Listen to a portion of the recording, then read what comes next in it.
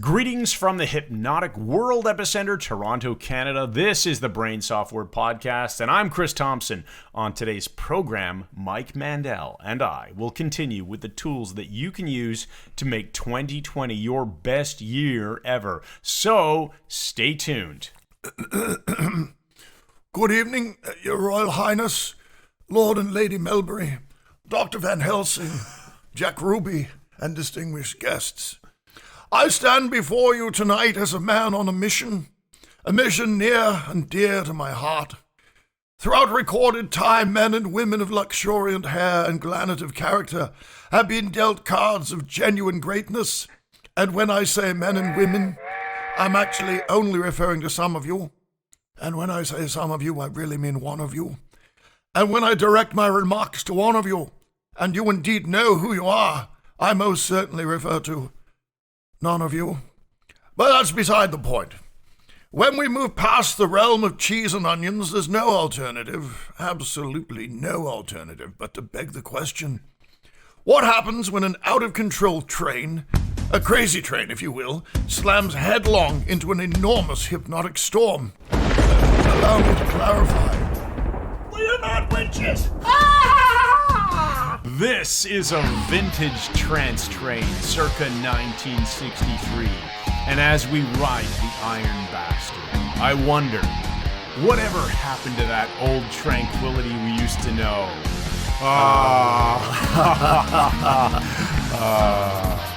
These are days of victory! So let's welcome to Platform 33 of Toronto's Union Station, a man of rare and silken persuasion, the living litmus test of hypnotic mirth, the conductor of the trance train, Mike Mandel. Yes, buddy. Here we go Crazy again. train started, Let's buddy. get this pecker on the road, man. Hey, do we want to call out our good friend Greg McCall for Yes, we do. providing the freaking awesome guitar work on that? He sounds like Randy Rhoads from early Aussie stuff. And it's just, who's no longer with us, unfortunately, but just brilliant guitarist. Greg McCall has done all of our music, and he's an incredible resource. He's awesome. And we're going to continue in podcast 141 with the theme of how to make your life even better. In 2020, how to make it your best year ever. We have to start with an admission of guilt, though. Gosh. We failed you in podcast 140, but we admit it, so it's okay.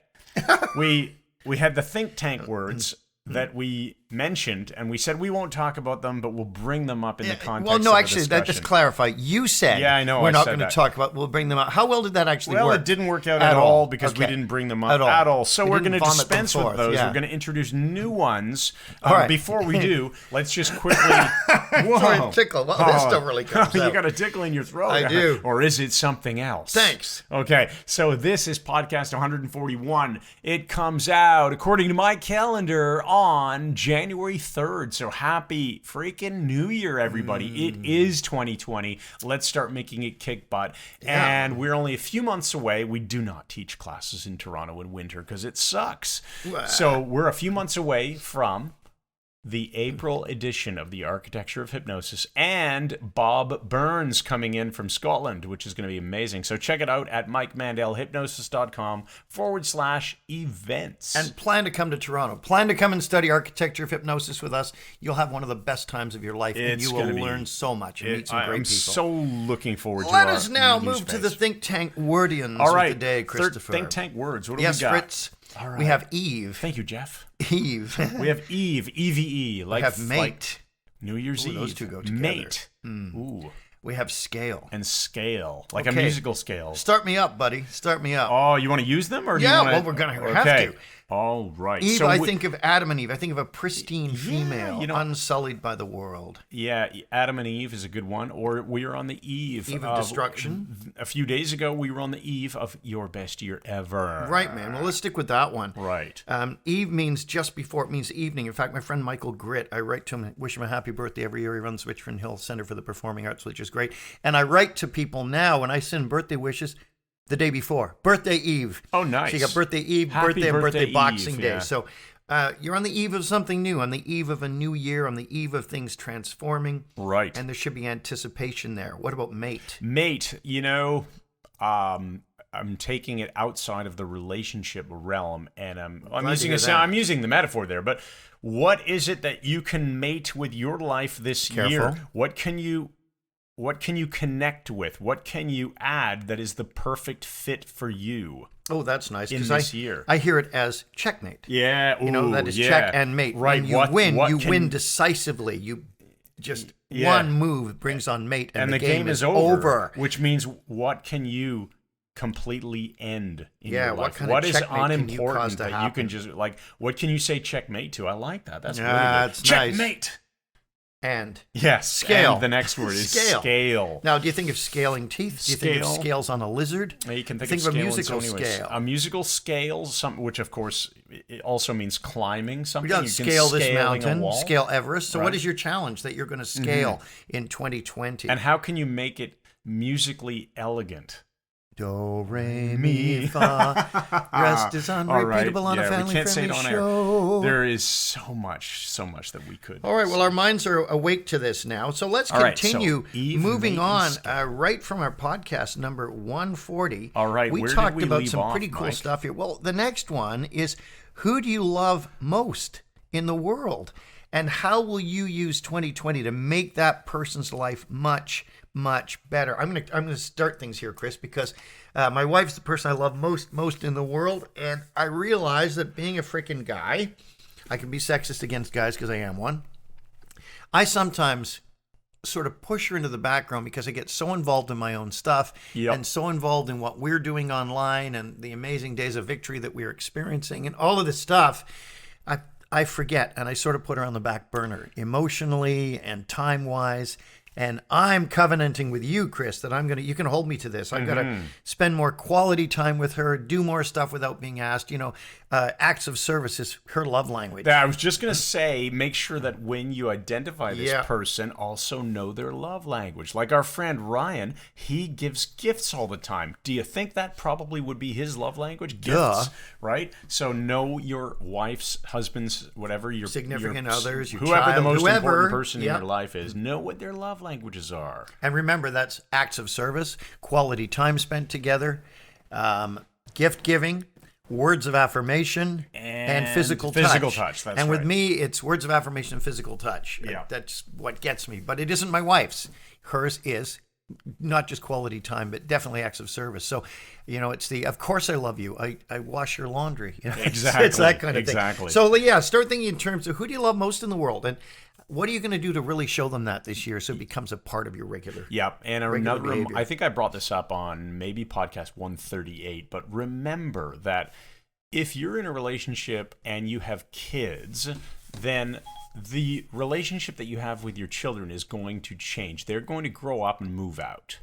You're not going to move out, assuming your relationship stays together with your husband or wife or spouse, whatever it is. Right. You live with that person. And that's going to go on beyond when your kids move out. So make sure that you're not letting the weeds grow in one area of your garden, only because right now it seems so important to make sure we do a good job parenting those kids. Yeah, and then you wind up being strangers, and you're thrown into a house together. Exactly. Don't screw up your relationship with your significant other. A friend of mine is going through this right now, and in her situation, she's talked to my wife about it. It's the same thing. Her two sons have moved out. And now she's strangers from your. She and her husband are strangers, and they're trying to navigate this strange new world together. So don't do the navigation in advance. All right, next one is, how will you break free from the couch? This is a good one. Not a problem that I have. I know you. I know it's not a problem that you have. Well, it is actually. Right now, I need to break free from the couch. Because I went through some knee injury stuff and. Some irritating things, and I lost the rhythm. I've got to jump full blast into my workout again. And I have this weird mindset, Chris. I have to start on a Monday. If I start on a Monday, I'll do 4 that week. Trying to pick up the slack of doing 2 this week, it doesn't work for me. I know I won't do it. So I mentally get myself ready to start on Monday. So I'm going into the new year back at 100%. I could probably still whip out, 170 Hindu squats pretty fast without any trouble, but I wouldn't be doing my 200. Yeah. Are you saying that if you missed a Monday, that in your mind you'd frame the whole week as a failure? No. I'm saying whenever I have to start new, when I'm being delinquent, I get my head Monday, and then I bring the music down and our workout gear, and bang, I start full full blast. Are you saying you frame it as, isn't No, that no, the no, hospital where you died? I meant it as a serious question. Like, if you miss a Monday, do you go, well, F it, there's no point in I thought you were doing one of these, how many other ways are you failing? No. I was really tempted to do that. I'll admit it. But so it's okay. But I didn't. Hey, with respect to getting free from the couch and all that, and I don't want to turn this into a big thing about diet and exercise or anything like that, but a couple of nights ago, Vanessa and I watched the, the documentary. It's called Fat, a documentary. Oh, yeah. And it was by Vinny Tortorich. And it's tremendous. Vinny. Yeah, I like Vinny. He's a good guy. It's on Amazon Prime. So if you're an Amazon Prime subscriber, then Amazon Prime Video is a free thing you get here in Canada, in the United States, and many other countries. And the documentary is called Fat, a documentary, not C-O-L, not a fat colon, Fat, a documentary. Okay. It is excellent. It's really well done. So I encourage you, while you're on the couch, at least to watch that. Then get off the couch and do some other stuff. But it is really, really good. I recommend En français, est-ce que tu connais le mot pantouflard? No. Pantouflard is Quebec French for couch potato. Oh, I didn't know that. Okay. Our friend Ken Deloge should probably know that. Yeah, that's for you, Kenny. Because he's in Quebec. So, he is. By the way, he texted me. He said he was thrilled that his name was mentioned on the last podcast. He's a really good guy. I felt bad because I couldn't remember the context with which we brought him up. I knew it was something serious. Well, at least you're pronouncing his name properly now. You're not saying Ken Deslogis or whatever you were saying before. No, of course not. No. German or something. So hi, Ken. We just want to say hi to you again. There you go. Now, Chris, this is a good one for you to address, provided you don't Ken Sweatman it too much. Here's a question you guys can ask yourself.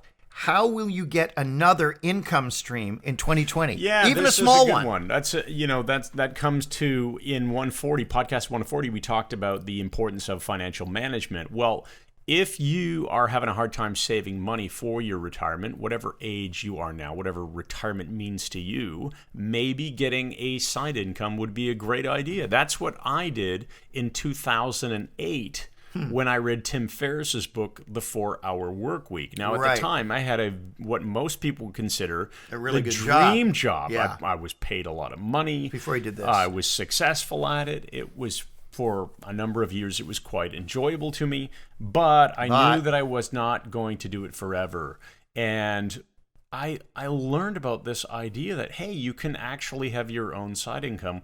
Now, you could always do that. Did you say side income? Side income. Oh. You could always, when I was a kid, I used to shovel driveways for money in the wintertime. Can't get one to do that now. Yeah, now it's tough. There's always been an opportunity to make money on the side, but now it's easier than ever because of the existence of the internet. Now, that's such a good point, Chris, but there's still physical things that can be done. Of course. A neighbor on my street is out of work. And because he's out of work, I offered him $1 to hand deliver a postcard for me to Ottawa. Oh, and he said no? He flatly refused, even though it's higher than the going rate the Canada Post. And I thought, with layabouts like him who refuse to work, no wonder this country's in the mess. I offered him $1 to hand deliver it. That's really funny, Mike. Brilliant. I love it. So think about it, though. What is it that you're passionate about? Because to me, the best outcome you can have from a career standpoint is when your job is not a job. It's something you love. Oh, man. And Aristotle, if you do what you love, you'll never work a day in your life. And honestly, guys and girls listening, you can't imagine the level of fun that Mike and I have doing what we do, and then often one of us will just break out the line, we're at work, right now. Man, I know. So do something that you love doing. What is it that you love doing that you could actually charge money income? for? Yeah. It's doable. It is absolutely doable. It is, and if you need help, feel free to send us some questions, and maybe Chris will answer them. Maybe we'll be able to talk about them in a future podcast. Not letting you volunteer me. Yeah, I'm not going to volunteer you. Excellent. Now here's another great one. Where the heck is it? Oh, you're right here. Here. What are you pretty good at? Yeah. But will master in 2020. No, I've already had that. No, we didn't cover that one. Oh, no, we didn't. Yeah. What are you already pretty good at? There we are. Will master in 2020. Yeah. Okay, I'll tell you what that makes me think of that I'm not actually pretty good at yet. Card magic. But I do, yeah. I know. I so enjoyed the class with Michael C. Anthony. He taught so many cool things. Now, in this case, I don't really have a lot of skills in handling cards or anything like that. You get them by doing it, though. But I'm going to practice just the basics and master the basics in 2020. But I'm also going to master something I think I am pretty good at, is the ability to turn on theatrics. But I really want to master the presentation. Because you're such a freaking drama queen, buddy. Yeah, there you go. So that's what hits for me. Nice. Well, what about it for you? That's the greats in any field have mastered the basics. Yeah. You know, it really have. And you know what? We don't talk about hypnosis much in the last couple episodes. But surprising. You know what? It's the same thing in hypnosis. If you master the basics, you'll be a freaking rock star. Yeah, and that's why people come in and do architecture of hypnosis with us, many of whom have been trainers with other systems. Mm-hmm. But we get the basics, and we fix a lot of poor technique you may have picked up on the way. When you get the basics really nailed, you get really good at this stuff. So I'll help you with the card magic stuff. Yeah, buddy. you have been. You've been teaching me some stuff, and I've been practicing it. And you've been doing very, very well. And for me, you know, what do you want to master in 2020? I want to get better at my guitar skills. Greg McCall got me interested in this. He said he'll even give me a couple of online lessons. But I'll get my Strat or my Angus Young SG, and I'm going to get my chops back because I stopped playing for a couple of years when I had the finger problem. Yeah, and now that that's gone, I got to get the chops back and get better at it. I'm never going to be a shredder, but I'd like to be a good blues player, better blues player. Now, who can you mentor in 2020? What skills do you have that you can literally give away to somebody who needs them? Oh, I've got the answer to that already. All right. My decision over the last 12 to 18 months, taken me a while to get started, but I have decided that I want the Mike Mandel Hypnosis Academy to also feature a lot of really good training when it comes to any of the business aspects of, running a business. So I am using our entire MMHA audience as an opportunity to mentor people. That's nice. So I'm just going to be creating lessons, and maybe if I don't even have time to create them, I'll find people like our friend Brian, who's fantastic at a lot of this stuff, and we'll come up with this material together, and we'll build those resources for our MMHA members. So if you are a member and you're listening, feel free to reach out to me and tell me what topics you care most about, because those are where I'm starting. I'm starting with what matters to you, right? I can't guess. I have to you can't. Yeah, you can't. So mentor people. And then the other thing, I would really like actually to mentor people on health and fitness. So I don't know if I have a lot of time to be doing it with clients, but I would like to mentor some people to help them change their physical lives. Oh, that's interesting. Well, you've certainly got the skill sets for that. So there's no reason you shouldn't be doing that, as far as I can tell. You're scrolling through notes. What are you looking for here? I'm looking at everything. Okay. I just like to look at things. Okay, so what's next? Not in a weird way, though. What awesome teacher can you learn from in 2020? Now, I think we already brought that up in the last episode, but it's worth revisiting. I think it's maybe a different way of looking at it, of actually training with someone. You know, and the way I'm going to deal with this is by learning from the awesome people we're bringing to Toronto. Yeah, for example, in 2020, we're bringing Bob Burns and to Dave Toronto. Snyder. David Snyder, just phenomenal. Snyder. Yeah, so those are two that we're going to get to learn from. Plus, we're going to be at HypnoThoughts Live in August, so we can learn from other hypnotists. We can build new bridges with trainers that we haven't met before. We'll be back in London at the UK Hypnosis Convention, so there'll be other trainers there that we'll get to spend time with. Nice. So pick mentors that you can learn from. Who are those mentors? And what is it? Because for us, it might be hypnosis, might be something else. What else do you want to learn? And the other thing, too, is I want people to be challenged in 2020 for cross-hemispheric development. Meaning, if you're primarily right brain, if you're more artistic and maybe a bit moody and creative, and that you get into some left brain stuff. Learn more in linguistics or mathematics or something. Stimulate the left brain. Likewise, if you're living in a data field and everything is left brain, enlarge your right brain thinking. Learn to paint, learn to draw, learn culture, learn art, music, learn to cook. I mean, that's what I did 12 years ago. I decided I was going to learn to cook. I couldn't make frickin' toast. I was like the Michael C. Anthony of cooking, which is terrible. He's awful. This guy cannot boil water still. But I couldn't make frickin' toast, you know? And I became my wife's prep chef, her sous chef, because I got great knife skills. And so I would prep for her. And then one night I said, I'm going to cook tonight. She went, what? And I did.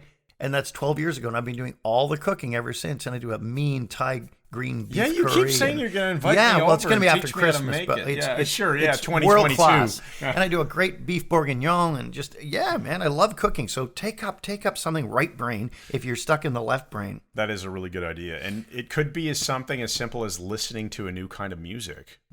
No, that's good. Why not? Gaining an appreciation for classics. Yeah, improvisational music. jazz or something. Yep. But right now, I hate to tell you this, Chris, we're coming back to this, but it's time for a commercial Oh message. my goodness. Okay. Well, let's do our commercial message then. And now a word from our sponsor. Paul Moyer was an ordinary man, living a nice but ordinary life in Stouffville, Ontario, Canada.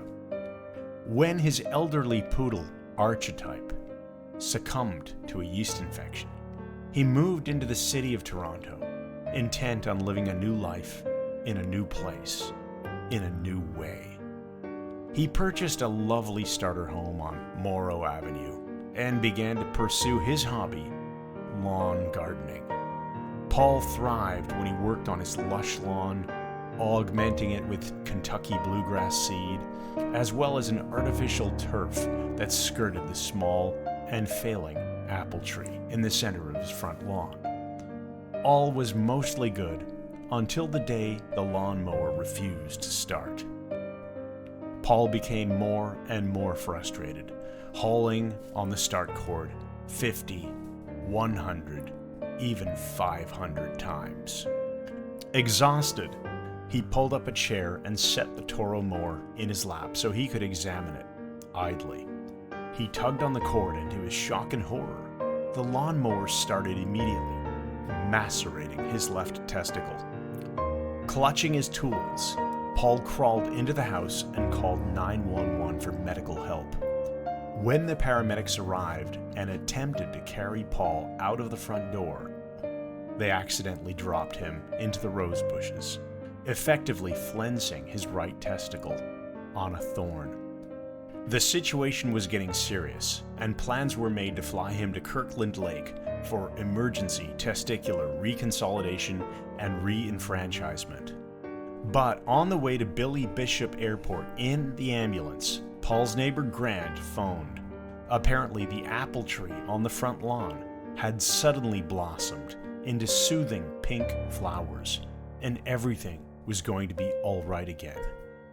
Because everything changes when the lawn tree blooms. I look out of my room. He looked out of his room in the middle of June. It was in the middle of June, and the lawn tree blooms in the middle of June. I saw the lawn tree bloom. No testicular re-enfranchisement. The Lawn Tree Blooms tonight at 11:17 on the Jack the Ripper Network.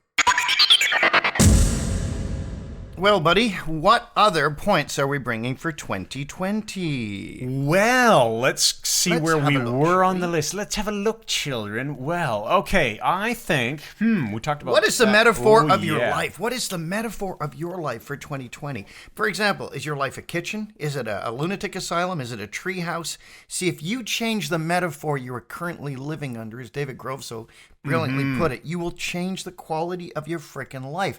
I used to see my life as a library, but it became way too static.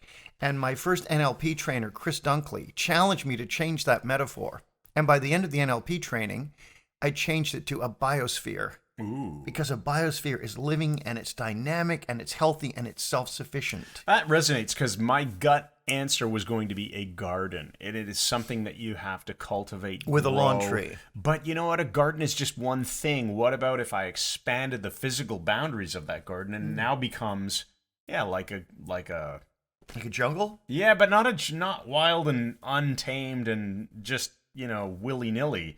Yeah. Something more than just a garden. Willy-nilly. Let me think about it. All right. It's But another one to everybody think about. consider that. What's the metaphor you have for your life? And what metaphor do you want your life to be in 2020? Because if your metaphor is an asylum, my suggestion is you want to change that. Right. Okay. That's Where interesting. else are we going here? How will you eat in 2020 to have vibrant health? Well, that's pretty easy, You know yeah. what? I said this earlier. Go check out Vinny Tortorich, not Vitch, Tortorich's Steady. documentary, Fat, a documentary. It is phenomenal. You got me interested. I'm going to check that out, bro. It is. And I know how to eat. You have Amazon Prime, right? No, of course not. You don't? No. Of course Oh, not, well, Chris. just subscribe to it. It's already gone out the door. It's like Already 99 gone out. bucks a Wasn't year or nailed something. down. Heather's thrown it out. That's not a real thing, yeah. Okay, what exercise will you build in? Well, we did a podcast a few episodes ago on essentially wellness, right? Making your body lean, strong, and happy, because the brain part of it's kind of important, so let's be happy. Yeah, it is. And, why not plan on laughing more in 2020? I mean, don't mean sitting there laughing hysterically at nothing. But I think it was Norman Cousins who wrote, about his battle with cancer and how he watched all kinds of comedians and just laughed a ton. And it was so immensely good for his immune system. Oh, laughter. Yeah, that is a really, really important thing, isn't it? Yes, it is, Right. Chris. I'm wondering Okay. why you said it so yeah, weirdly. I know it was weird. I want to also mention another book. So how will you eat in 2020 and exercise? Well, if you want to have, speaking of 20, if you want to have an 80-20 principle for getting really awesome results, here's a simple book that you will all love. It is by Dr. Ted Naiman, and it is called The PE Diet. It is not a published book in a traditional sense. He sells it on his website. I think it's just thepediet.com. It's like $20. His stuff is brilliant. Speaking of 20s, it's like a $20 PDF. It's hundreds of pages, but the guy is so good he's brilliant. at putting diagrams together and explaining things in super simple terms, which I appreciate because he's also an engineer that turned into a doctor. Right. He's one of our heroes. Another one being one you're going to be seeing very soon. Dr. Jason Fung, the Toronto nephrologist, who is all about intermittent fasting and so on, and keto eating. And he wrote the obesity code. And didn't you write the diet code or something? The as well? obesity code and the diabetes code. Diabetes code, yeah. And you're going to be getting to hang out with him. Well, by the time this goes live, it should have already happened. So that'd make be sure you cool. get some nuggets from him because he's amazing. But I just want to make sure that the website, thepediet.com or pediet.com, I'm not sure what it is, but check it out. Dr. Ted Naiman, Naiman. Give the guy $20. Buy his book. It will change your life. Well, we're closing on the last three here, Chris. I want to say, here's a good one. Admit it when you screw up, and admit it when you don't know something. That's really important because we don't know everything, and we do screw up. And if you don't admit it, then you're going to lose respect of people that you care about. It's weird because if the alternative to that is living some sort of narcissistic fantasy, which I'm I just perfect can't stand. And I know everything and I never screw up. Well, that's bull crap for everybody. Yeah, I had some guitarist on in my car once listening to a CD back then. And this friend of mine was in the car, and I said, man, he's a brilliant guitarist. And he looked at me quite hurt. And he said, well, don't you think I'm a brilliant guitarist? Yeah, because of course, But he's not. He's can strum a couple of chords, but brilliant. But that's narcissism. It's insane. And even if he was a brilliant guitarist, you having an opinion that the guy you're listening to at that moment is also a brilliant guitarist, how does that take away, I mean, there are plenty of hypnotists that we believe are brilliant hypnotists. Well, that doesn't take away from, me thinking you're a great hypnotist too, right? Oh, God, I'm so concerned you weren't going to say that. Scary. There was narcissism. And what about affirming other people? This is kind of, it all ties together, admitting when we don't know something, admitting when we're wrong.